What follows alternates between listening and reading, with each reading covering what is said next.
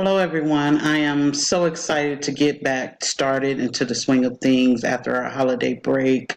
For the first question, what has been my experience with learning research?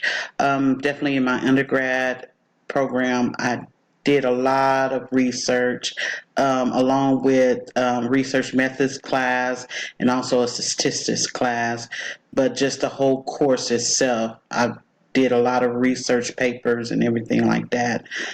Second question, what would make learning research more fun for me? The fun thing about research is if it's on something that I'm very interested in. I'm very interested in anything to do with mental health, anything along those lines, anything dealing with geriatrics, anything like that. So anything dealing with something that I'm very interested in makes research fun for me.